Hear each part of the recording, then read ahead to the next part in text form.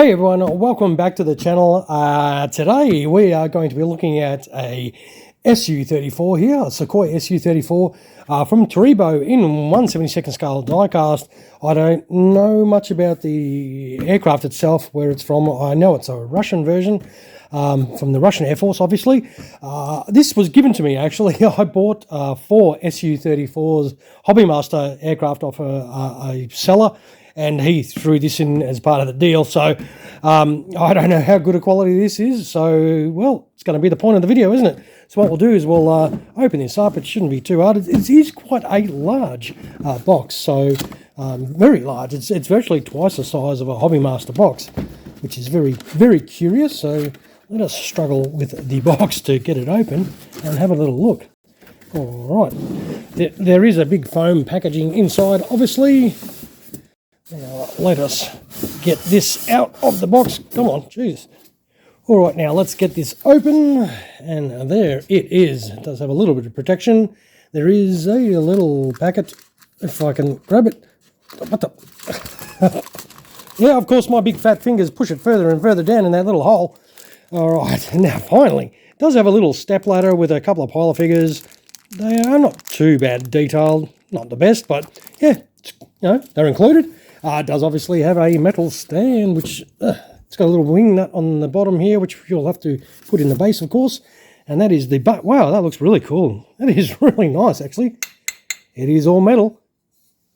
And this is what it all looks like together. That is really nice. I thought it was going to be a bit of a cheaper model, but the presentation so far has been pretty nice. Now, let us see if we can get this out. Ooh. Oh, wow. There are some moving parts on there. Now we'll move this foam out of the way and we'll concentrate on this. Well, it's all together. Now I'm trying to work out where to grab it because all the ordnance on, there's some aerials. I don't want to wreck anything. All right, let's zoom in and have a little look first, and we'll see some of these details and see how good this is. Now, as you can see, the panel lines themselves are not too bad. The paint finish is all right. It's not, I've seen better paint finishes, but I reckon it's really still quite presentable. Man, this does look pretty cool. Now, does that move? Yep. You've got the leading edges that move. You've got moving parts here. The rudders move as well. There is a lot of moving bits and pieces on here. Now, obviously, because there's pilots, we should be able to take the canopy off, or not. It's stuck at the base of it there. So, obviously, you've got to do something to get that. I don't want to snap anything. It's not wanting to pull off, so I'll just do it that way. It does not want to come off nicely. I'm not going to force that issue, but there is a little bit of detail inside there, which is really nice too. But that should be enough room to slip your pilot figures in there. It did not want to release from here, and I'm definitely not going to break this, especially when it was given to me. But overall, the livery looks very nice. I'm just quite surprised with all the moving parts on this. That is really, really nice. Now, it's got some reasonable engine detail. I'm really scared about holding it by the tip here. I'm not sure where to grab it. As I said, it is a little bit prickly because everything's already on it. But there is a little bit of engine detail inside those exhausts, if you can sort of see. Trying to show you clearly a little bit. But this does look really nice. It's not going to be perfect because I don't think these are overly expensive. I can't tell you how much because, as I said, this was gifted to me when I did purchase 4 Hobbymaster ones off a seller. But boy, this does present really nicely. It's got a nice array of weapons on there. The ordnance that's on this does look absolutely fantastic. The details in with the landing gear in the wheel wells, that looks really awesome. Ah man, I am really pleasantly surprised by the quality. That does look pretty cool. It doesn't look to be anything inside the intakes. It's hard to see. But obviously, well, that's where the stand's going to go. It does look like there's little points there for if you wanted to put some ordnance over there. There wasn't anything else in the box. The wheels, yeah, they roll fine. All wheels roll fine. Well, that tyre looks a little bit wonky.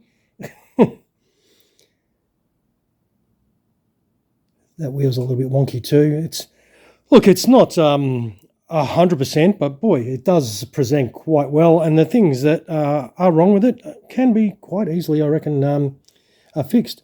I'm not sure if those pylons are right. I don't know. I'm not versed well enough in this particular aircraft. I don't know everything about it. So whether those pylons were actually used or if that's incorrect, feel free to drop comments below if you know if those pylons are right or if they were used, if they weren't used. Same with the ordnance, whether they've taken a bit of a creative license to the loadout. Feel free to drop comments about that as well. I do like to hear from people that know more about particular aircraft than I do. As I say, I'm the average collector. I enjoy all sorts of aircraft. I am not an expert in anything, so I like to hear from people that are, especially, people have favourite aircrafts and are quite knowledgeable about certain aircraft. So I like to hear from people, their opinions, which is always taken on board. Now, speaking of on board, how about we put this on board the stand, which should be in those holes like that, and we'll try and put it in shot. How about if I zoom out a fraction? That might be better. There we go. But that is in flight on the stand, and it does present really well. That is such a nice looking stand. So that's how it's going to look on the stand. It's sort of raising up a little bit, which is really nice. But yeah, I reckon it's a pretty good offering actually from Terebo. I'm assuming it's going to be a lot cheaper than, say, your Hobbymaster ones. So if you're tight on funds but want one of these, definitely grab one of these Terebo ones. They're pretty cool. But if you've got plenty of money, I'd still definitely prefer either a JC Wings or a Hobbymaster one, because they are a little bit better, obviously. But this is, yep, it represents the aircraft quite well. I'm definitely pretty happy about getting this, especially for free, which is really cool. We will take it off the stand, because what we'll do is we'll see how heavy this thing is. We'll bring in the scales to keep this aircraft honest.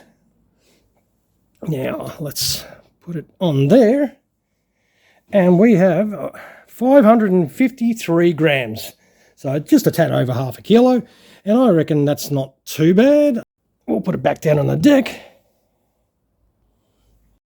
Actually, if I recall rightly, that's probably a little bit heavier than the Hobbymaster one, which I was quite surprised about that. Yeah, definitely a bit of a surprise. But yeah, overall, well, there you go. It rolls nicely on those wheels too. So if you like to roll them around, you'll be happy with that as well. As I said, it's got all these little moving parts. The only issue I had was not being able to open that canopy completely because it wouldn't release from here. And as I said, I do not want to force anything or break anything, but I reckon this does present absolutely nicely. So you'll definitely be happy if you grabbed one of these, especially if you can't afford a Hobbymaster or a JC Wings one. And with that, I'll wind up the video. We'll take some photos of this, of course, throw them on at the end. Feel free to drop a comment below as per usual and let me know your thoughts on what you think about what we've seen today. And I do hope you found this video a little bit helpful in some sort of way. And if you did, don't forget, some of those towards me would be awesome. And I'll finish, of course, by saying thank you very much for spending your valuable time in dropping past the channel and checking out another one of our videos. I hope you enjoyed it. All right, thanks for watching, and you all have a fantastic rest of your day. Cheers, everyone.